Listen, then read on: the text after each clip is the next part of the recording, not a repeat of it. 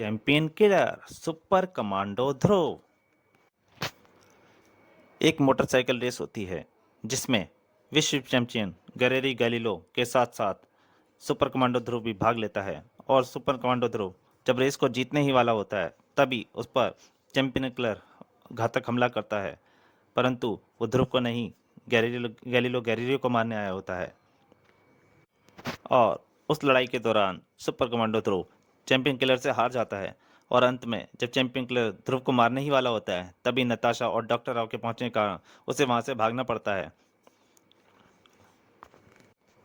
उसके बाद ध्रुव की लाख लाख कोशिशों के बावजूद भी स्विमिंग की प्रतियोगिता के दौरान चैंपियन किलर जेरी के ऊपर हमला करता है और उसे अपाहिज बना के चला जाता है। और ध्रुव तब भी जेरी को बचा नहीं पाता है। इधर नताशा जेरी, ड्रेजलर, सारादोना और गैलीलो गैलीलियो के बारे में पूरी जानकारी ले लेती है और उसके बाद ध्रुव को इनके बारे में जानकारी देती है। तो उन्हें उसके उन सब चारों के एक मैनेजर कारा के बारे में पता लगता है। यहाँ तक की कहानी आप चैंपियन किलर के पहले भाग में पढ़ चुके हैं।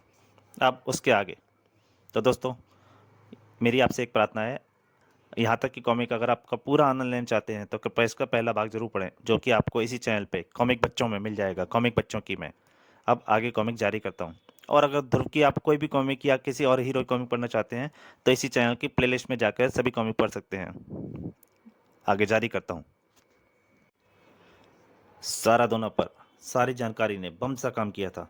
तो तुम्हारा मतलब है कि वह हम सबको अपाहिज कर देना चाहता है?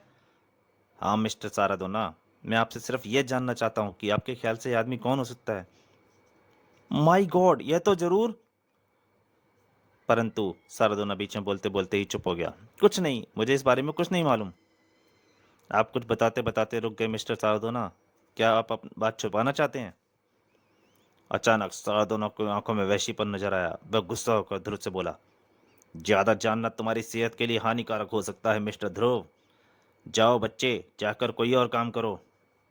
सारादोना अपनी हिफाजत खुद कर सकता है। नताशा और ध्रुव उसके इस व्यवहार से बहुत चक्के रह गए थे। तुमने उसकी आंखें देखी नताशा? लगता है सारादोना कोई ड्रग लेता है। गैलीलियो की आंखें भी ऐसी ही थीं और जेरी की आंखें मैं देख नहीं पाया। लगा तो मुझे भी था ध्रुव, लेकिन आज तक इस ड्रग टेस्ट को सभी बेदिदाग बरी हुए हैं, कभी ड्रग टेस्ट में पकड़े नहीं गए। पर कहीं ना कहीं कुछ ना कुछ गड़बड़ जरूर है। मेरे सभी सवालों का जवाब चैंपियन क्लर के पास है और कल उसे मेरे हर सवाल का जवाब देना ही पड़ेगा।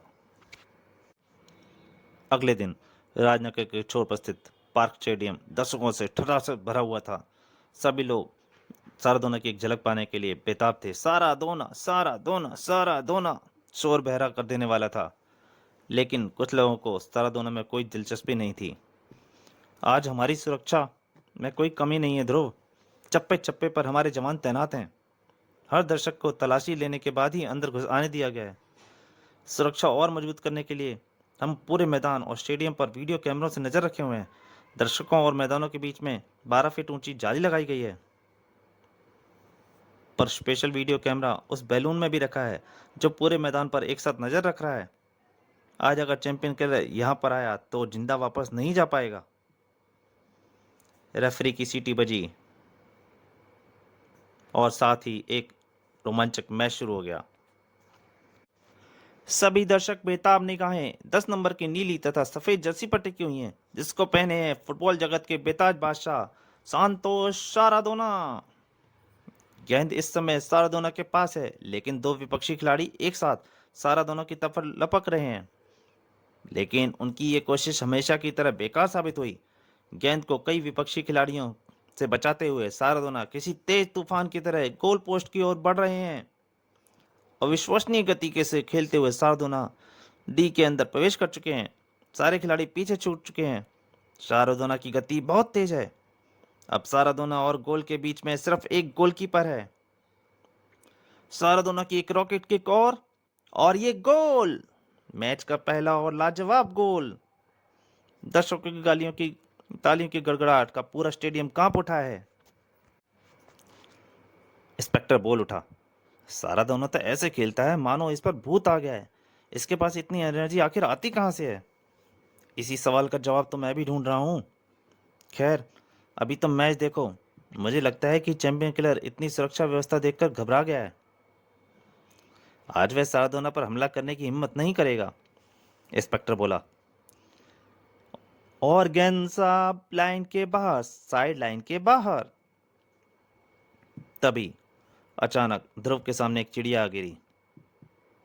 ये क्या? इस चिड़िया में तो एक डार्ट धसी हुई है। डार्ट? थ्रो लेंगे 10 नंबर की जर्सी में संतोष सारादोना। ध्रुव ने गेंद उठाते हुए सारादोना ने देखा और साथ ही साथ उसकी नज़र ऊपर उड़ रहे बैलून पर पड़ी। बैलून से बाहर निकली एक नाल सूरज की रोशनी में चमक रही थी। ध्रुव को पूरा मामला समझते में एक पल भी नहीं लगा और बिना किसी कोई कल्प गंवाए वह भाग लपका। और सारादोना को खुद समझ नहीं आया कि आखिर हुआ क्या। फुटबॉल उसके हाथ से छूटकर हवा में उछल गई। ध्रुव ने संतोष सारादोना को एक तेज धक्का दे दिया था और एक डार्ट फुटबॉल में आ धंसी। लगभग तुरंत ही फुटबॉल एक हल्के से धमाके के साथ एक अन्य खिलाड़ी के मुंह पर फट गई। फटाक! और फुटबॉल के अंदर से निकलकर वायुमंडल में हरी गैस का असर तुरंत सामने आया। आ!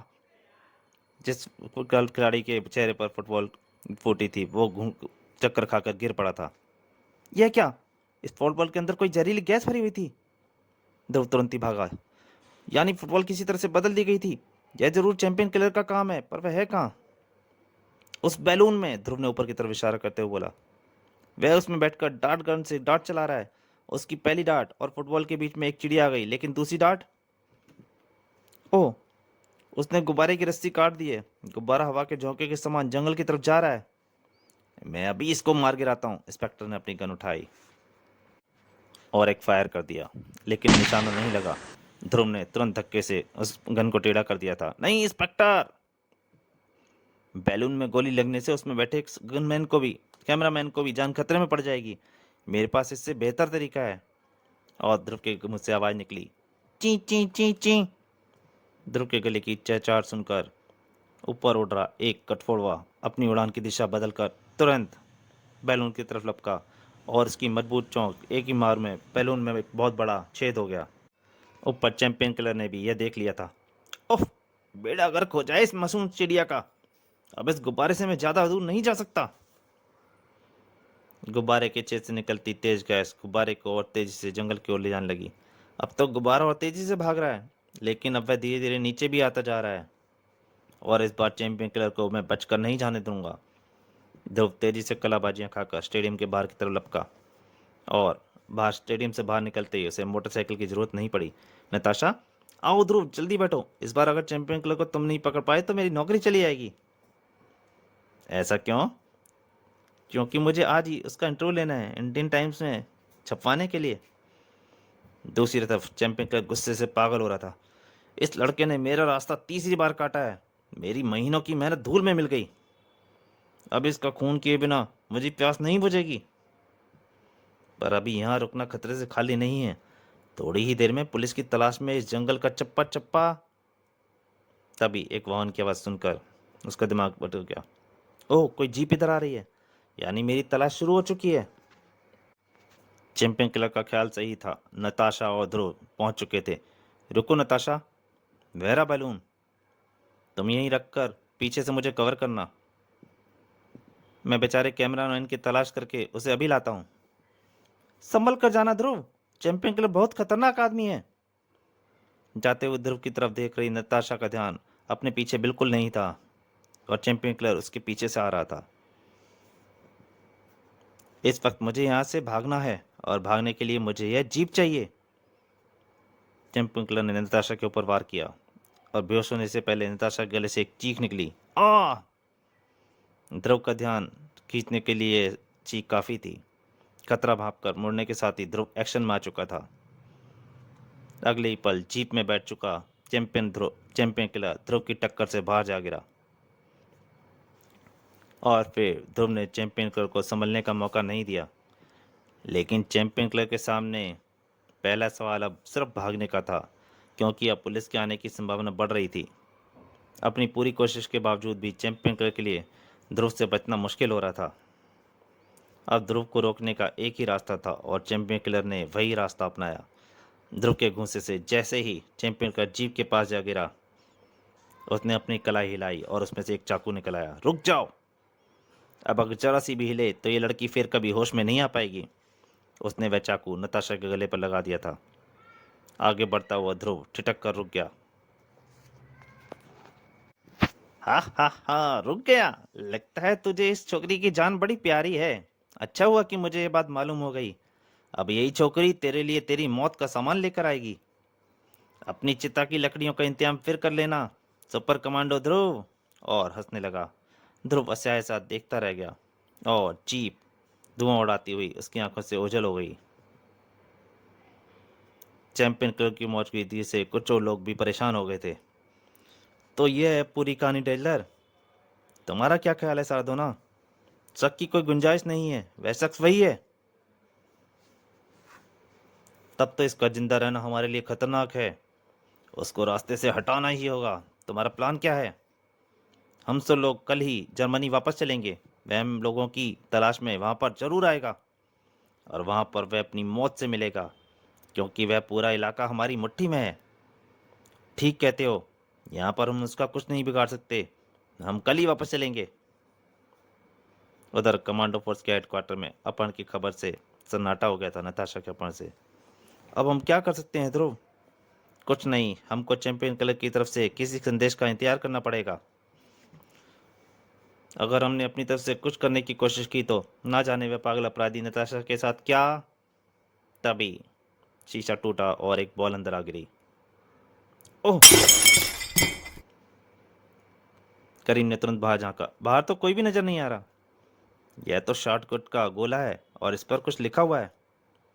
उस पर सच में कुछ लिखा था। कल सुबह मेरे फोन का इंतजार करो, चैंपियन किलर। और उस रात कोई भी नहीं सो पाया, क्योंकि सभी को सुबह आने वाली फोन का इंतजार था। हेलो, ध्यान से सुन छोकरे। अगर तू अपने दोस्त को जिंदा देखना चाहता है तो तुरंत पुराने शहर की बिल्डिंग नंबर 3 पर पहुंच।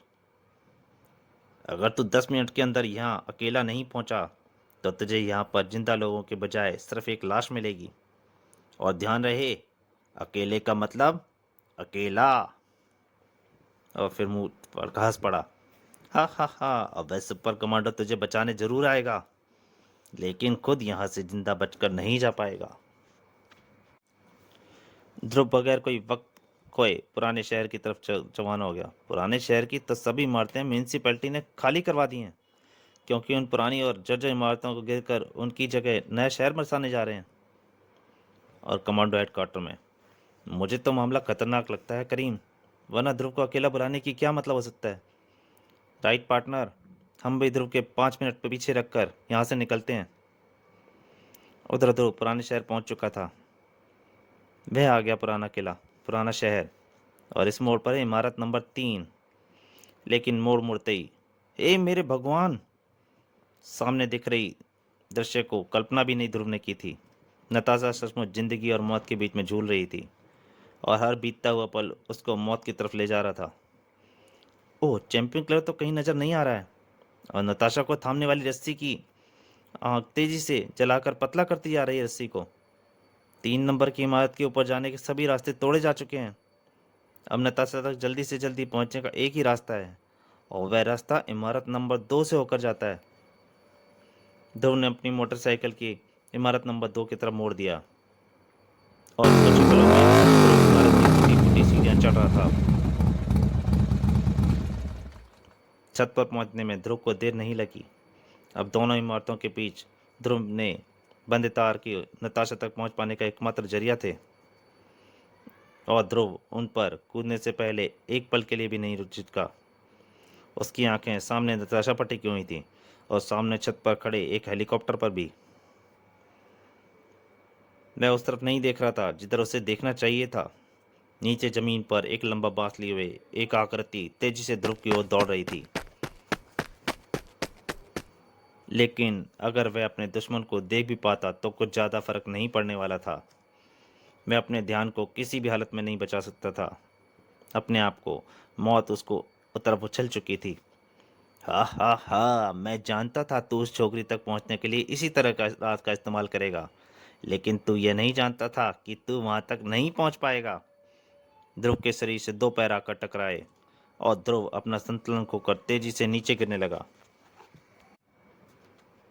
नताशा को थामने वाली रस्सी अब किसी भी पल टूट सकती थी। गिरते गिरते ध्रुव ने चैंपियन किलर को सुरक्षित इमारत नंबर 3 की छत पर पहुंचते देखा और फिर उसकी आंखें नीचे की तरफ देखने लगीं। कड़ी जमीन तेजी से उसके नजदीक आती जा रही थी, जिससे टकराने का नतीजा सिर्फ एक ही था, एक दर्दनाक मौत। फिर क्या हुआ? ध्रुव अपनी निश्चित लगती मौत को टाल पाया या नहीं? नताशा का क्या हुआ? चैंपियन किलर का इस दुस्साहसी हमलों के पीछे क्या मकसद था? सारादोना, गैलीलो और डेजलर चैंपियन किलर को रास्ते से क्यों नहीं हटाना चाहते थे? चैंपियन किलर को रास्ते से क्यों हटाना चाहते थे? यह सब जानने के लिए आपको पढ़ना पड़ेगा ध्रुव का आगामी हंगामा कॉमिक, आखिरी दाव।